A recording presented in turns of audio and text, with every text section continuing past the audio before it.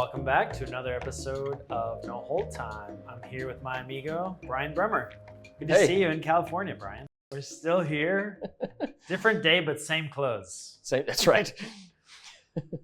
I know you want to talk about CXOs today, so let's do it. Why are they important or not? Okay. Definition time. What's a CXO? Chief Experience Officer. It's funny because experience has an E in there, but anyway, you can't call it two CEOs, right? I don't think it works that way. Right. Chief Experience Officer. So there's a lot of things they could do. Mm-hmm. Let's take a retail company, for example. Chief Experience Officer. Think about all the ways you interact with a retail brand. And when I mean retail, let's take a company who sells apparel. They've got brick and mortar stores and a contact center and a mail order center, all kinds of touch points. Chief Experience Officer should have major influence on all of that, plus marketing, plus operations. It's a big title. Interesting thing though, like CXOs are kind of new. Like it's not that old of a title. And, when you get down to it, it's like, okay, you have to worry about what it's like when they walk in the store, what it's like when they hear a jingle on the radio, what it's like when they call your contact center. And I think the interesting part about that, and I just had a conversation at this show this morning with someone, is that I think their title should be more about chief silo breaker. Okay. Because they're, when you talk about experience, most C-level folks you need to go find revenue. Yeah. Or reduce costs. Probably two different sides. Be more efficient with your financials. It's hard to put a number on an experience because it's so diverse. It's so different. So they find a lot of challenges in finding support for that being a full-time job. Mm-hmm. And that's why I think it's taken so long. But brands are starting to realize now, if you don't have someone focused on that, you lose so much credibility with your existing customers and consumers and employees and all the above. And they start leaving for people who have focused on client centricity and client experience. Anyway, the reason I call it chief silo breaker, pointing again, do that, is because I think most of their job is bringing all of these people together and making them talk to each other. Because if you think about it, like, I think we talked about it last series of episodes, like a massive airline in the United States, not a client of ours, but a massive airline. They have a loyalty division and a reservations division and an IT division and an experience division and a like facilities. Yeah, partnerships with the airports. They're all focused on their own initiatives, and where CXO has to is like corral them all to make them listen to each other because they all want to do their own thing. And if someone doesn't have a strategy for the whole thing, you obviously know the bad results of all that. Yeah. Let me ask you, when you think of a chief experience officer, like what do you think the number one focus for them should be? Besides maybe breaking silos, but where do you think their focus should be? Should it be consumer-centric, employee-centric? Is it a mixture? Just what do you think? I think it should start internally. Okay. It should start with the employees.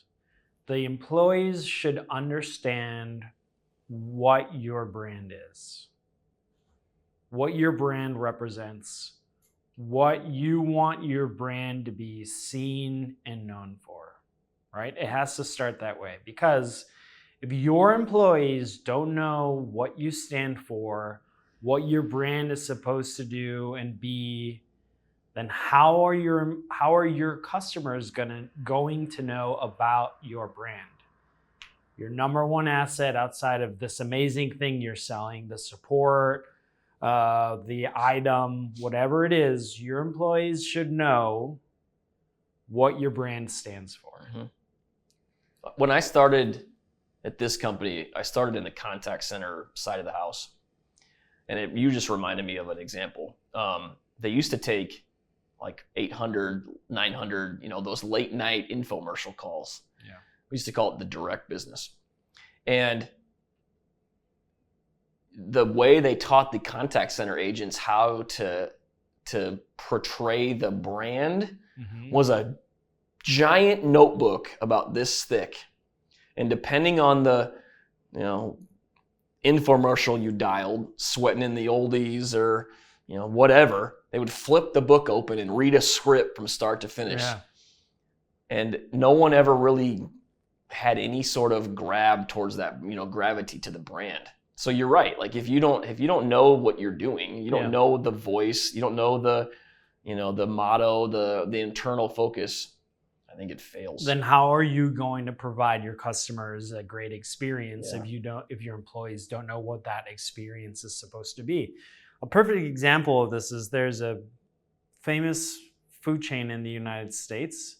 I don't go there often, but one thing I really like, here's a hint, they don't open on Sundays. Whenever you ask for something or whenever someone helps you, they say, it's my pleasure, right? Where that's something that has been told by probably their CXO, that when you help someone, it's your pleasure to help them. Because if you think about it, you're there to provide a service. You go to any other restaurant or whatever, it's one of my biggest pet peeves whenever I ask for something or, hey, may I please have a water? They'll say, yeah, no problem. Like, okay, well, I am there to pay for a service and for an item. Why would it be a problem for them to provide this service, good point. right? Yeah. So it's a small thing that some people have overlooked, but I think something that has been driven home by their senior leadership, that it's going to provide a great service and a great experience for your employees and for your customers. So that's why I think it's got to start from the inside first. You made me think of something this week because I did notice it. I got here a couple days early. I brought my dad out to play golf. My mom's request was to get him out of the house for Mother's Day. And I have noticed that in California, at least in the last 24, 48 hours, everyone, when I say thank you, they say, of course. Like I'm a Midwest kid. It's a lot of no problem. It's it's cool. But they've all said of course to me. So I don't know if it's rubbing off or it's just a trend or what. But anyway, you made me think about it. So where I was going is we like to do this event where it's bad CX experience or good CX experience. My example this week was a good one. So my dad and I went to play golf on Saturday out here. And what'd you shoot? Not great. It doesn't matter. That's not the experience I was worried about. Got to San Diego wearing shorts and a golf polo. It's May. Thinking, all right, it's going to be good and warm. I show up and it's like low 60s, cloudy, ocean wind, and I am freezing. And my dad's freezing cold. And we're, it's Omaha. We're used to the cold, but it felt really cold. And we hadn't even started golfing yet. So it was going to be a long day. We were scrambling, looking for coats. So went into the pro shop. I had a coat in my bag, so I wasn't worried about it. But my dad, he's about 5'1", a big, stocky guy. Can't fit in the average coat. His forearms are like two of mine. He's just a big dude. Looks like a big brick. And so he needs a 2X. I'm sorry, just quote out in your size, Dad. You'll be fine. He needs a 2X shirt. And so we're looking through the racks, and you can't find anything. Can't find anything at all. It fits. Can't find anything at all he can buy. I mean, he was willing to spend the money. He just couldn't find it. Yeah. Apparently golfers are all skinny, short, or tall guys, except for me. So he walks out to the driving range, still cold, but we start warming up. We're just going to have to deal with it. Mm-hmm. And a lady walks out from the pro shop that kind of looked for him with a coat. and he put it on and it fit great. And she just walked by, and I come over, I go, did you buy that? Like, she just did hand deliver that to you? She goes, she felt compelled to find me something in the lost and found that had been there for a year so that I could be warm and be good. She brought it out to me. She just asked me to bring it back when I was done with it. So if someone ever showed up for it, she would take care of it. Free of charge, didn't want anything, just out of the goodness of her heart. I thought that was amazing. That's cool. Yeah, I'd go back to that golf course in a heartbeat. What golf course? It was Encinitas Ranch in Encinitas, California. Oh, it was awesome. That is awesome. Yeah. That's the thing, right? Like, that lady was, hopefully you assume that by leadership or by their just whole vibe is that you want people to enjoy your product. In this case, their product is an amazing golf course, I assume. And she wasn't making any money off of your dad, right? But maybe next time you come back, you're like, hey, I'm going to golf. I'm going to San Diego. You're going to go back there. We'll tell anybody. Golf course was fine. It was great. But I'll go back because of the experience. Yeah, absolutely. That's a good one. Yeah. Interesting thing about CXOs, trying to regroup to the topic. Yeah. There's a new kind of job out in the world these days. And I think it stemmed from what we talked about earlier, which is CXO was kind of a position that was slow to gain traction because of the fact that there's not a lot of revenue involved in it. Mm-hmm. So there's a title or a group of folks that consider themselves or call themselves fractional CXOs. Mm-hmm. And fractional CXOs are essentially consultants where they hire, brands may hire you for a part-time contract. I'm just going to make it up, 8 months, 10 months, a year. And you come in and you establish a CX practice. Yep. Knowing the fact that you're going to find your predecessor and you're going to find the person that replaces you, and it's an interesting concept, but you can, because a brand, you can make a budget, what you're going to spend on the people, and you can give them a budget to go spend what you need to build your CX because they'll consult with you what they need. Yeah. And then you leave. But I think it's gaining traction because people are starting to see the value of what CX departments can bring, customer experience departments can bring. And if you don't have to go find a staff and fail fast, I think is probably a way to convince a CEO that it's worth investing in. Yeah. You see that in other C-level roles as well. Like fractional CMOs are a thing as well. I actually know one of my good buddies does that, and I know a company who's using a fractional CMO as well, which makes sense. Yeah, I've seen that. Yeah, everybody's held to a budget, right? So if you can put a budget item around it and plan for it, it makes sense to not have to really worry yourself about the whole thing. Yeah. CXOs have a tough job, and I was talking to the lady this morning that I referenced. And she goes, look, my biggest job is convincing one department to hear the other department, and not just hear them. Like she said to me, it's a 2-hour meeting. That's very painful. And I asked her, I go, is it on Zoom or are you in person? She goes, we've tried to make everyone come in on person. Yeah. I said, that's probably a good thing. Well, that's not necessarily a new thing. Think about current customers, and you've worked with new business and managed and worked within current customers, active customers of ours.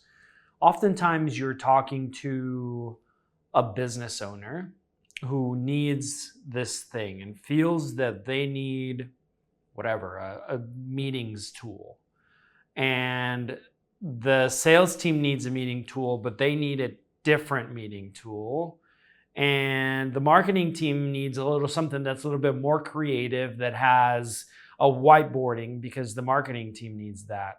And then you have the IT, the CIO, who knows that they need budget for a meeting tool, but doesn't want to buy 3 different meeting tools, right? And so I don't think it's necessarily a new thing that there is a leader who needs to interact with multiple different people to ensure, right? Like, because the CIO is thinking, well, I don't want to support 3 things. Also, I don't want to buy 3 things because it's going to be more important. The difference, I think, with the CXO is that instead of this being, look, and I know that those meetings could be external meetings where they're talking to customers. The CXO is having to set a strategy by listening to people and then trying to take I'm going to make an analogy, a dozen eggs from here, some oil from here and some flour and make it into a tasty cake, right? Like they need to listen to the things that people need, but then put their spin on it to ensure that once it's going out to the public and to their customers, it makes sense and it's something people like. So I think that's the difference between like what I traditionally used to work with on the UC space, right? It was trying to find out what their internal customers need and making sure that it makes sense budget-wise. It's understanding what people need and then making sure that when it gets to be external, that it makes sense with the company's message. Yeah, and I think you hit on something there that CIOs, even CEOs, were always responsible for breaking down silos, but it's still really hard because you only have your focus sometimes. CEO is different, but CIO has a focus, CMO has a focus. And I think where the CX focus is you're right. It's that individual frontline employee, or it's that individual, I shouldn't say frontline, but consumer that buys from their brand. And the lady I was talking to this morning told me an interesting story. Like I said earlier, she runs trains on the West Coast. And if you think about the average person who rides a train, subway, across, you're not spending thousands of dollars like a plane ticket, or you're spending tens of dollars sometimes, right, just to get from one place to the other to work. Mm-hmm. So convincing a group of people that you can't have bias against a dollar mark or a demographic or a factor has been a lot of her challenges, because they look at the dollars and cents of the average spend and it's low. But if you look at the lifetime of a customer and convince, and their job is to convince people of, look, they may spend $2 to go from Main Street to B Street, but they do that every day for 10 years. And what does that mean to make sure that experience is still worth their time? Because they can go find a cab. Uber's taken over the world. They could ride a bike. I just think the CXOs really do focus so much more on the individual consumer, because that's what and the employee, because that's where they can.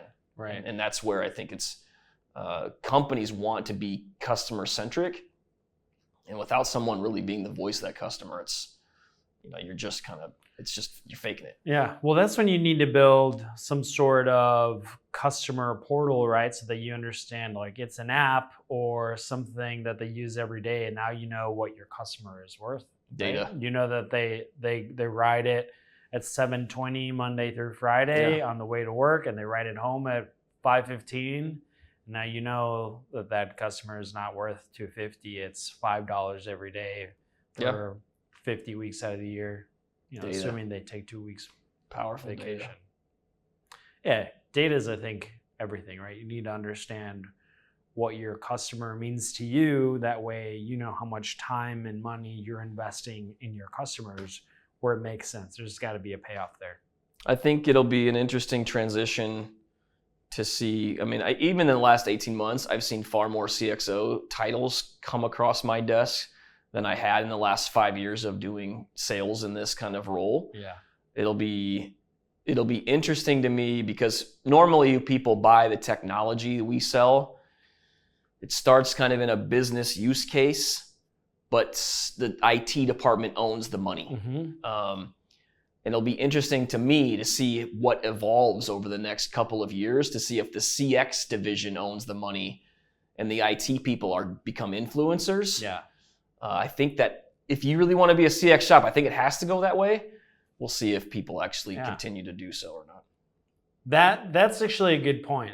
I think all of my customers, their there's that struggle where you have the business that has something in mind, but IT still owns the budget. And it'll be interesting when we start to change that or see that change. Yeah. And please, IT folks, we're not telling you it's bad. Yeah. Please keep buying from us. But I want to see where it goes, because if brands truly become customer focused, in theory, the business should drive where you spend the money. And I know it does to an extent. But it'll be an interesting evolution over the next couple of years to see where the money goes. Yeah, that's where it happens. I'll do it. Before we wrap, Brian, yes, I think we have a payoff from a previously recorded episode. Sam, who we're gonna make a thing. Follow us on LinkedIn and Instagram, because she's gonna start to appear, but not like fully appear. She hates being on camera, so this is gonna. She's gonna be our Easter egg. Like, where in the world is Sam? She had the experience with the socks, and we followed up with her. Was it a good or bad experience? What happened with the socks? Make sure you explain it. She ordered some socks, and the belly band was wrong. That goes around the socks. And so she was given an option. Can I overnight use some? But the belly band, you need to wrap it yourself, or I can get them to you in a couple days. And so we were given, it sounds like, 2 bad options, right? Here's the good thing. They owned up to the fact that they made a mistake. So I think really what you need to think is, well, I probably need a financial compensation to Sam, because now Sam's had to put more hours into her day to do this company's work, this company whom will not be named. So that was our bad CX for last episode. Brian shared his, which I think has been the best one so far. Because it involves your dad. Her name was Cheyenne. The lady was Cheyenne. Really nice lady. I remember her name. So I think this is a good episode. The CX stuff is great. We need to prep for our big 3rd guest episode that's going to be recorded later on today. So Brian, I know you like to rap. Before I wrap, pointing again, Sam was not happy about the whole thing. Right. Because anyway, just put it that way. It wasn't good. Thanks for listening again. It's David and me in San Diego. David and I. David and me. It is David and me. David and me. Subscribe, like, comment. Please, let's continue the conversation in LinkedIn. We're on Mosaic's web business page. Otherwise, if you want to see other episodes, you want to reach out to me or David, you want to talk about your amazing CX story where they brought you a shirt at a golf course, go to mosaics.com/podcasts, and we will continue the conversation. Thanks. See you next time. Thanks for stopping by.